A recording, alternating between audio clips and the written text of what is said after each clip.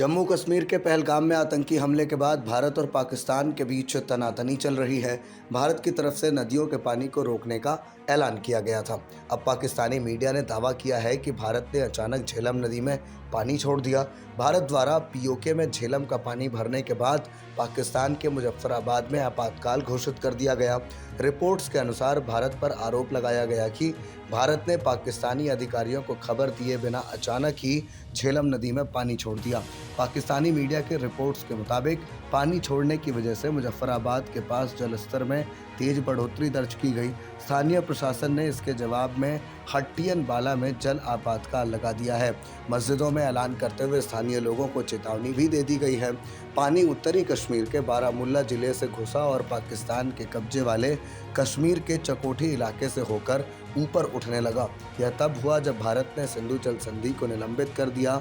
भारत सरकार ने शनिवार को संधि को निलंबित करने के अपने फैसले को लागू करने के लिए एक औपचारिक अधिसूचना जारी की और गुरुवार को इसे पाकिस्तान को सौंप दिया। अधिसूचना में कहा गया कि सिंधु जल संधि को स्थगित रखा जा रहा है, जिससे सिंधु आयुक्तों के बीच बैठकें, डेटा साझा करना और नई परियोजनाओं की अग्रिम सूचना सहित सभी संधि दायित्वों को प्रभावी रूप से निलंबित कर दिया गया है। संधि को अब निलंबित होने के बाद भारत पाकिस्तान की अनुमति या परामर्श के बिना नदी पर बांध बनाने के लिए स्वतंत्र है। पाकिस्तानी अधिकारियों को संबोधित एक पत्र में भारत की जल संसाधन सचिव देबाश्री मुखर्जी ने कहा कि जम्मू और कश्मीर को निशाना बनाकर पाकिस्तान द्वारा लगातार सीमा पार आतंकवाद सिंधु जल संधि के तहत भारत के अधिकारों में बाधा डालता है। पत्र में लिखा है, सद्भावना के साथ संधि का सम्मान करने का दायित्व संधि के लिए मौलिक है। हालांकि इसके बजाय हमने जो देखा वह यह है कि पाकिस्तान द्वारा भारतीय केंद्र शासित प्रदेश जम्मू और कश्मीर को निशाना बनाकर लगातार सीमा पार आतंकवाद जारी है। वहीं पाकिस्तान ने गुरुवार को सिंधु जल संधि को भारत द्वारा निलंबित करने के फैसले को खारिज कर दिया और कहा कि संधि के तहत पाकिस्तान के पानी के प्रवाह को रोकने की किसी भी कदम को युद्ध की कार्रवाई के रूप में देखा जाएगा।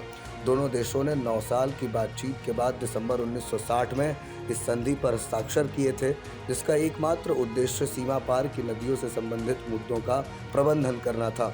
एक्सपर्ट्स के मुताबिक भारत द्वारा सिंधु जल संधि को स्थगित करने से पाकिस्तान की कृषि अर्थव्यवस्था पर गंभीर असर पड़ने की आशंका है, जिससे महत्वपूर्ण जल डेटा साझाकरण बाधा होगा और इसी के साथ प्रमुख फसल मौसमों के दौरान प्रवाह कम होगा।